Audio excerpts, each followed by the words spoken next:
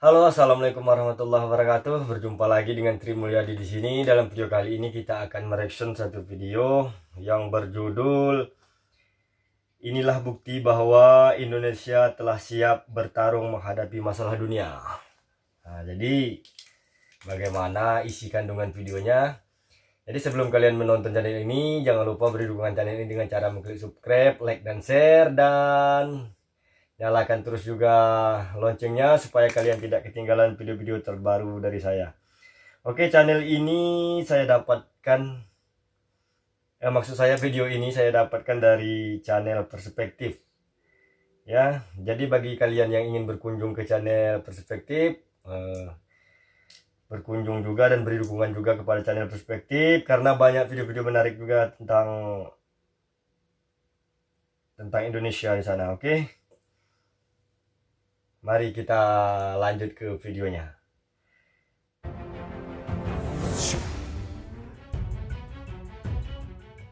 Dewasa ini negara Indonesia telah mengalami perkembangan yang sangat pesat di berbagai sektor, baik itu segi ekonomi, pertahanan maupun politik. Jelas peningkatan yang baik di negeri Indonesia ini harus ditanggapi dengan bijak oleh beberapa negara tetangga yang mana lebih dulu maju daripada Indonesia. Harus diakui Indonesia pernah terbelakang dari negara-negara tetangga seperti Malaysia dan Singapura. Namun saat ini, eksistensi Indonesia di kancah dunia menjadi ancaman bagi kedua negara tersebut, di mana Indonesia secara terus-menerus melakukan hegemoni baik di berbagai sektor di negara-negara kawasan. Nasib Indonesia seperti halnya Cina pada waktu dulu di mana saat awal berakhirnya Perang Dunia Kedua, Cina dalam situasi kondisi yang amat terpuruk dan berubah bak berlian bagi negara-negara tetangga, terutama negara Korea Selatan dan Jepang. Indonesia sekarang mulai menunjukkan taringnya, tak hanya di panggung Asia Tenggara, namun di panggung dunia. Hal ini bisa jadi momok yang bisa membuat negara-negara kawasan jadi agak meradang kepanasan. Bersama Presiden Jokowi, Indonesia menunjukkan sikap bertarung di panggung dunia. Jokowi pun juga tidak pernah mengalah bagi siapa saja yang menghalangi langkah-langkah Indonesia dalam menggapai tujuannya, yakni memajukan bangsa. Tetapi Jokowi pun juga bisa merangkul siapa saja yang ingin terus maju bersama. Saat ini kekuatan negara Indonesia sudah terlihat tersusun di semua lini. Terlihat jelas dalam bentuk digital, sudah tidak perlu diragukan lagi. Peran para serdadu netizen Indonesia dalam berkarya menggunakan otot-otot jari kecil dengan gigih membela negerinya.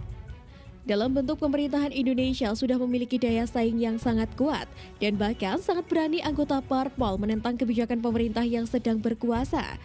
Bahkan di dalam pemerintahan pun juga berani menentang kebijakan-kebijakan negara Eropa yang bisa merugikan bangsa Indonesia.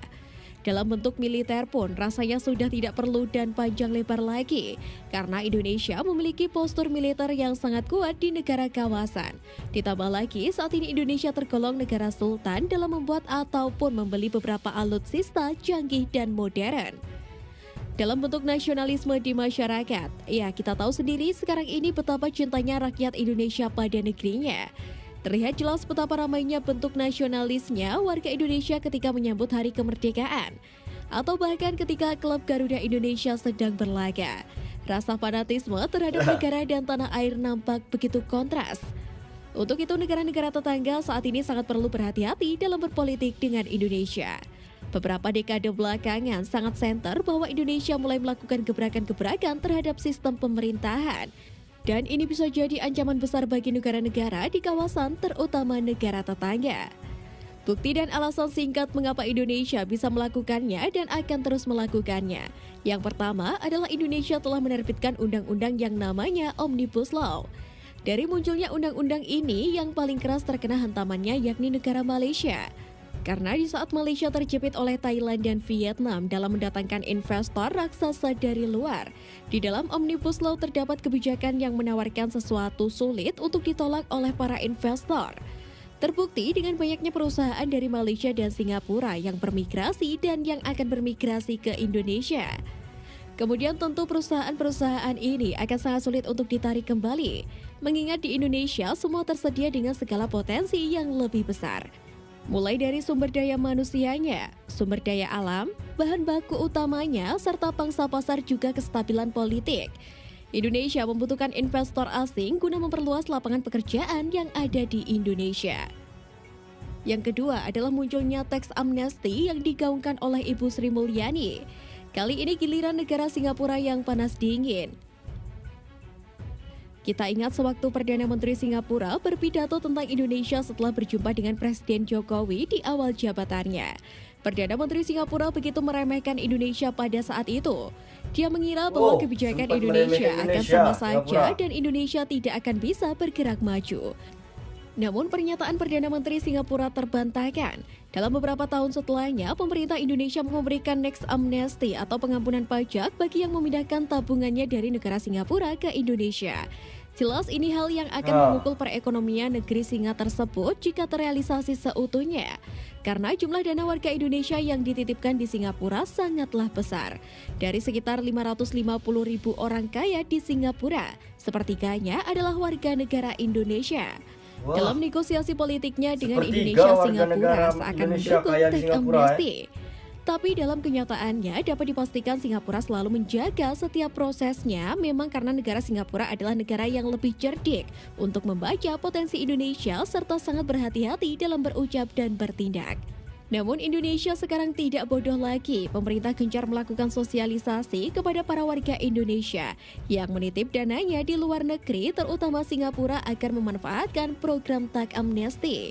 Pemerintah memberlakukan tax amnesty guna memberikan ketertarikan bagi warganya untuk memindahkan tabungannya ke negara sendiri sehingga negara mendapatkan tambahan modal dari dana-dana tersebut. Dan tak hanya itu, Indonesia menambah tekanan terhadap perekonomian Singapura dengan membangun pelabuhan-pelabuhan internasional berskala besar di Selat Malaka. Tentu ini juga akan menjadi sesuatu yang tidak menyenangkan bagi Singapura, mengingat pendapatan utama Singapura digantungkan pada sektor jasa pelabuhan. Yang selanjutnya adalah gaung nama Indonesia yang semakin terdengar menggema di kancah internasional. Ini tentunya bisa membuat negara tetangga semakin minder. Secara tidak langsung dan dengan gaya Indonesianya, pemerintah Indonesia mulai mendikte negara-negara di kawasan. Secara politik memang lebih banyak menjadi rahasia negara. Namun secara nyata yang dapat dirasakan adalah bungkamnya negara-negara tetangga yang dulu rajin meremehkan negara Indonesia. Contoh yang nyata yaitu merubah image TKI yang dulunya mereka anggap kita yang meminta, namun sekarang kita yang memberi. Iya, baru-baru ini dengan tegas pemerintah Indonesia mengatakan demikian. Kalian negara kekurangan SDM, jika tidak memperlakukan tenaga kerja kami dengan baik, jangan harap kalian kami beri lagi. Kira-kira begitu ucapan dari pemerintah Indonesia. Kemudian Indonesia menjadi pemukul strategis dari cengkraman hegemonis negara Cina di Laut Cina Selatan. Meledakkan kapal-kapal dari negara lain yang mencuri ikan di perairan laut Indonesia tanpa pandang bulu. Hal itu membungkam negara-negara di kawasan Asia yang bermain-main dengan kedaulatan Indonesia. Lewat forum internasional juga, Indonesia menampar wajah serta memberikan pemahaman diplomatik seperti halnya yang dilakukan oleh negara Vanuatu. Selain itu, merebut kembali kendali ruang udara Natuna dari genggaman Singapura yang selama puluhan tahun, Indonesia hanya bisa diam tanpa adanya perlawanan. Jokowi beserta ibu negara dengan gagah berani mengunjungi Rusia dan Ukraina pada saat pertempuran berlangsung sengit dengan membawa misi perdamaian. Sekaligus menjadi negara pertama di Asia yang berkunjung di kedua negara yang sedang berkonflik tanpa ada jeda waktu. Semua ini dilakukan pemerintah Indonesia untuk memberi pemahaman bahwa nama Indonesia tidak bisa lagi dipandang sebelah mata. Yang keempat adalah memodernisasi infrastruktur dan kota-kota yang ada di Indonesia. Berbagai pembangunan infrastruktur dilakukan pemerintah bahkan sampai ke pelosok-pelosok, dari yang terbesar sampai yang terkecil. Hal itu tetap dilakukan oleh pemerintahan Jokowi. Indonesia terus membenahi infrastruktur dalam menyambut Indonesia Emas 2045. Dalam pengerjaannya pun tidak main-main. Indonesia memakai segala sesuatu yang terbarukan. Bahkan di antaranya belum dimiliki oleh negara Singapura, Malaysia, dan negara-negara lainnya di Asia Tenggara. Ini mengisyaratkan bahwa Indonesia bukan lagi negara miskin dan terbelakang. Belum lagi, ibu kota negara baru yang sekarang dipersiapkan sudah dalam tahap proses pembangunan dengan konsep Smart City. Tidak berhenti sampai di situ, fasilitas penunjang untuk produktivitas usaha industri, fasilitas pariwisata, penggiat karya Nusantara sarana pendidikan, hingga fasilitas olahraga bertaraf internasional. Semua itu bukan dilakukan untuk gengsi-gengsian semata, namun semua berdasarkan asas kebutuhan, yang dimana Indonesia sekarang mulai mendapatkan kepercayaan dari dunia internasional untuk menyelenggarakan banyak event dan kegiatan penting internasional lainnya. Di sisi lain, tingkat kemiskinan di Indonesia terus ditekan. Menurut Badan Statistik 2022, jumlah orang miskin di Indonesia menurun hingga menyentuh angka persentase di bawah 10%. Memang tidak dapat dipungkiri bahwa angka 10% dalam jumlah penduduk Indonesia sangatlah besar, dan mereka lah yang paling vokal dalam beraspirasi. Sehingga yang dilihat negara tetangga adalah masyarakat Indonesia masih dalam kemiskinan. Namun negara tetangga lupa dengan yang 90%. Ada masyarakat kelas menengah yang kaya dan sangat kaya, bahkan jumlah orang kaya di Indonesia jauh melebihi seluruh penduduk yang menginjakan kaki di negara mereka.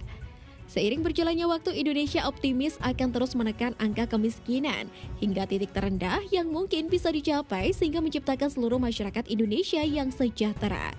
Dari jauh-jauh hari, Presiden Jokowi sudah merencanakan dan mengantisipasi agar Indonesia tidak terjebak dalam masyarakat berpenghasilan menengah. Indonesia menargetkan menjadi negara dengan masyarakat berpenghasilan tinggi. Memang tidak dapat dipungkiri jika banyak negara yang tidak ikhlas melihat Indonesia terus melangkah lebih maju. Namun semua itu harus kita kesampingkan, kepentingan bangsa dan negara adalah yang nomor satu. Indonesia yang dulu dikenal dengan negara miskin dan terbelakang, akhir-akhir ini mulai bangun dari tidur lelapnya.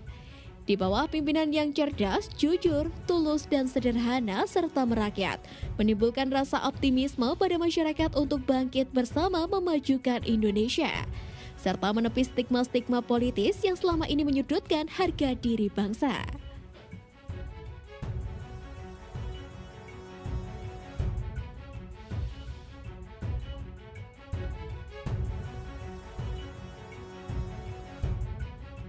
Ya,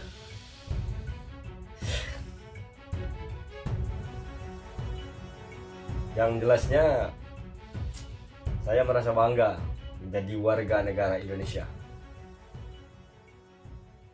Oke, teman-teman, itu aja video kita kali ini. Sebagai anak bangsa Indonesia, saya merasa bangga karena negara kita sudah beranjak lebih maju, dan lebih bangga lagi kita sudah tidak lagi dipandang remeh oleh negara-negara tetangga kita. Oke, itu aja video kali ini. Mudah-mudahan mendapat informasi dan wawasan juga bagi kita.